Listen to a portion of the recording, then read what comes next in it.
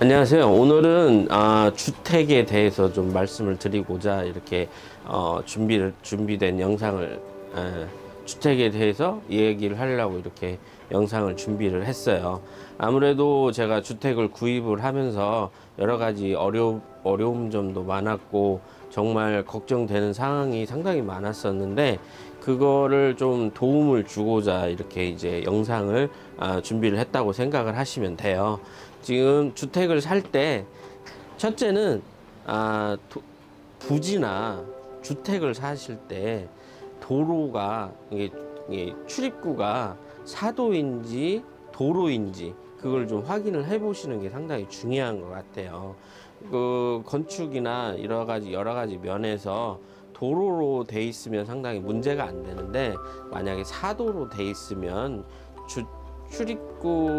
출입 문제에 대해서 내 집이지만 마음대로 못 들어오고 잘못되면 월세도 내야 하는 문제점이 생기니까 사도인지 도로로 돼 있는 건지 그 땅을 정확히 보는 게 상당히 중요하고, 이제 기본적으로 용어는 이제 맹지죠. 맹지인지 맹지 아닌지, 뭐 맹지면 어차피 건축 자체가 안 되니까 그래도 이상하게 맹지 위에 집이 지어져 있는 데도 있어요. 그러니까 그거를 잘 제일 처음에는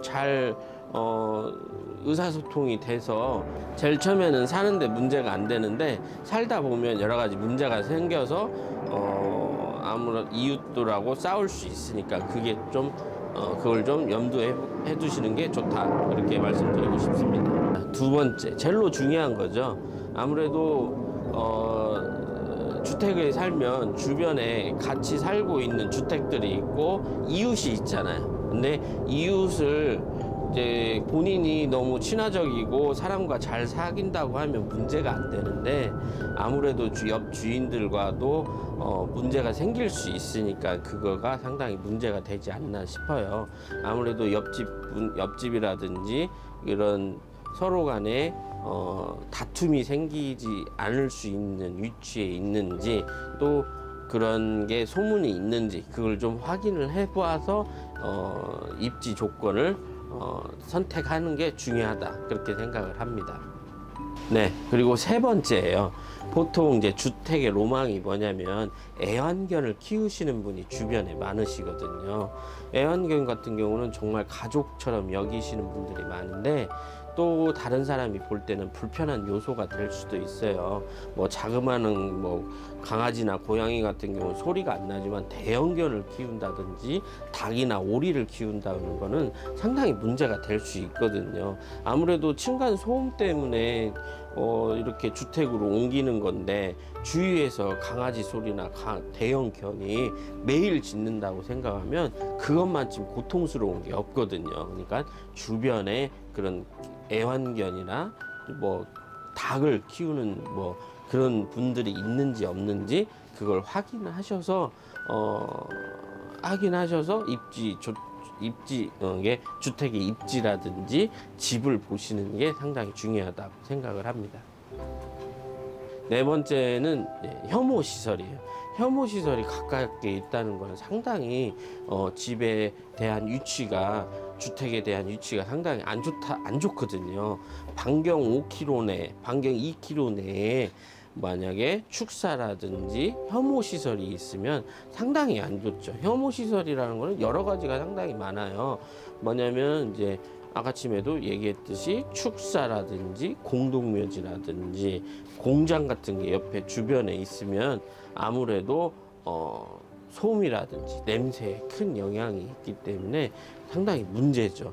그래서 직접 1km 내에는 차로 다니지 마시고 걸어서 동네를 한 바퀴 쭉 돌으셔서 정말 이 혐오 시설 같은 게 존재하고 있는지. 혐오 시설은 여러 가지가 많잖아요. 전신주도 마찬가지고 아까쯤에 공동묘지라든지 그다음에 쓰레기 처리장이라든지 주변에 혐오 시설이 있는지 없는지 그걸 확인하는 게 상당히 중요하다고 생각을 합니다. 다섯 번째는 뭐냐면 이제 방향이에요. 아무래도 집을 구매를 할 때 남향인지 북향인지 그건 이제 기본적으로 많이 아시고 계실 거라고 생각을 해요. 아무래도 이제 기본적으로 알고는 이제 남양이 상당히 중요하죠. 햇빛이 오랫동안 비추고 사람이 활동할 수 있게 이렇게 남양에서 생활을 하시면 연료비라든지 그런 게 상당히 이득이 되기 때문에 좋은데, 간혹 보다 보면 경치라든지 이런 산세를 생각을 해서 집이 북향을 두고 있다고 북향을 두는 집이 있는데, 경치는 좋으나 아무래도 햇빛이 잘 들지 않기 때문에 집이 곰팡이가 쓸기도 하고 집 자체가 음침해서 아무래도 춥다고 생각을 하시죠. 그래서 난방비라든지 그런 게 상당히 문제가 되기 때문에 그걸 좀 피하시는 게 좋지 않을까 생각을 듭니다. 6번째, 이제 집을 볼 때 취향에 맞게 독특하게 집을 지은 분들이 있어요.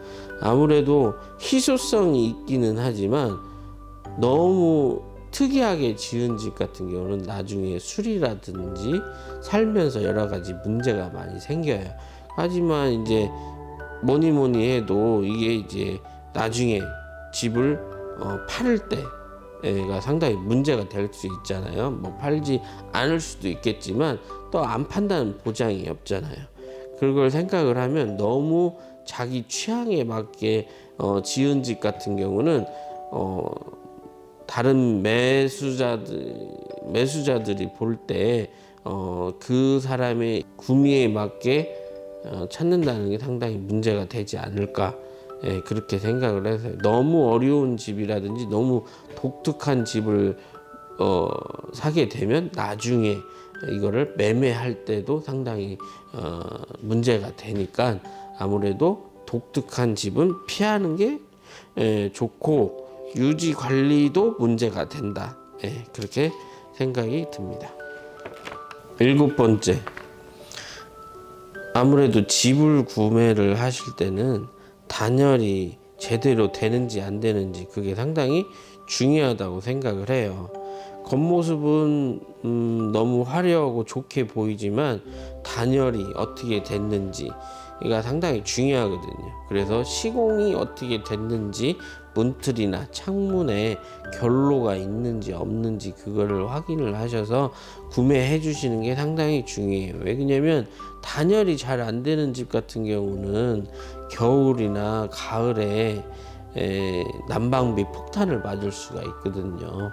아무래도 단열이 잘 되는 집 같은 경우는 그게 또 문제지만, 이왕이면 도시가스가 들어오는 집 같은 경우는 상당히 저렴하게, 뭐 그건 물론 잘 아시겠지만 도시가스가 들어가냐 안 들어가냐에 따라서 난방비는 상당히 차이가 있고, 단열이 되냐 안 되냐에 따라서 큰 차이가 나니까 창틀이라든지 그런 데에 그런 결로라든지 곰팡이를 확인을 하시고 사시는 게 좋고, 시공이라든지 이런 겉모습에 너무 취해서 사는 것보다도 내실 있게 지은 집을 이제 추천을 드립니다. 8번째는 보통 문제가 많으면 이제 어르신들이 건강하시면 문제가 안 되는데, 요즘 집은 2층, 3층으로 짓는데 계단이 너무 많으면 문제가 된다고 생각을 해요. 젊은 분들이야 뭐 문제가 안 되겠지만, 연세 드신 분들이 1층, 2층을 오르내리고 하는 거는 상당히 문제가 되지 않을까 생각을 해요. 요즘 뭐 대형 단독주택이나 단독주택도 엘리베이터를 놓는 경우가 많은데, 일반 작은 규모의 주택 같은 경우는 엘리베이터까지 놓기가 좀 어려운 실정이거든요.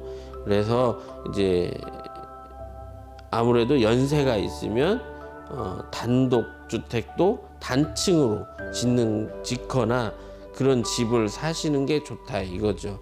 무릎 아파서 못 올라가면 그게 상당히 문제가 되잖아요. 근데 보통 요즘 짓는 집의 스타일을 보면 1층은 뭐 이렇게 거실 겸 주방, 그다음에 안방이 하나 있을 정도의 규모고 2층에서 이제 주무시는 경우가 많거든요. 그래서 1층과 2층을 오르락 내리락 하려고 하면 계단이 많으면 그만큼 힘들 수 있다. 물론 건강하면 문제가 안 되는데 나이가 들면 오래 살집 같은 경우는 좀 그걸 좀 생각하는 게 상당히 중요하고, 그리고 이제 주의할 점은 뭐냐면 1층에 보통 음식을 먹을 수 있는 공간이 있는데 이제 음식 냄새가 2층으로 올라오는 구조로 돼 있으면 2층에서 주무실 때 상당히 문제가 되니까 환기 시설이 잘 돼 있는 집을 염두해 두시고 사는 게 상당히 좋다. 예, 그렇게 생각을 들고요. 그 다음에 9번째는 뭐냐면 상수도가 집까지 들어가냐 안 들어가냐, 그게 상당히 중요한 것 같아요. 물론 지하수도 뭐 장점도 있고 단점도 있지만 지하수 같은 경우는 아무래도 가뭄이라든지 여러 가지 수질 문제라든지 그런 게 상당히 문제가 되기 때문에 불편할 수 있죠, 살다 보면. 그렇지만 상수도가 집까지 들어와 있다고 하면 아무래도 편안하게 꾸준하게 뭐 평생 사시면서 편안하게 사실 수 있지만, 만약에 집까지 상수도가 안 들어와서 다시 연결을 할 때 그 주변에 동의를 얻어야만이 상수도를 놓을 수 있다면 상당히 문제가 된다고 생각을 해요. 그래서 집 앞 건축 시설이 이게 건축이 되는 공간 안에 상수도가 들어오는지 안 들어오는지 그 비용을 생각하시는 게 상당히 중요하다고 생각을 해요. 그다음에 10번째, 가족 수의 너무 큰 집 상당히 문제가 돼요. 물론 이제 도심에서 살다 조그마한 집에 살다가 크게 살고 싶은 로망이라든지 전원주택에 로망이 있어서 너무 큰 집을 선택을 하게 되면 상당히 사시면서 문제들이 많이 발생할 수가 있거든요. 너무 크다 보면 그 많은 걸 청소를 하려고 하면 그게 상당히 문제가 되고, 그 다음에 이제 아무래도 난방 같은 경우에도 많은 돈을 투자를 해서 난방을 해야 하기 때문에 살면서 불편한 점이 많이 생길 수가 있죠. 그래서 너무 큰 평수의 집보다는 어느 정도 내가 관리할 수 있는 크기의 집을 선택하시는 게 좋고 설계하시는 게 좋습니다. 그 텃밭 같은 경우도 그래요. 너무 큰 뭐 100평 이상의 소유의 텃밭을 이룬다는 거는 물론 그거에 취미가 있어서 텃밭을 이렇게 경작한다는 건 좋은데 너무 크면 그게 스스로 빨리 지칠 수 있기 때문에 텃밭은 정말 1평에서 3평 정도부터 시작을 해서 거기에 취미가 붙으면 하는 게 좋고요. 그 다음에 잔디 같은 것도 상당히 문제예요. 저도 지금 주택에서 3년 동안 잔디를 관리해 보면서 사는데 이게 정말 한 달에 한두 번은 꼭 관리를 해줘야 돼요. 예, 뭐 정말 관리를 안 하면 풀이 무성하게 자라기 때문에 그게 관리하는 거에 대해서 너무 문제가 되니까 너무 크지 않고 적당하게 관리하는 게 상당히 문제가 되는데, 뭐 그게 이제 관리하는 게 기본적으로 즐거움을 가지고 하면 그게 장점이기도 하니까 아무래도 크기에 대해서 생각하시는 게 좋다고 생각을 합니다.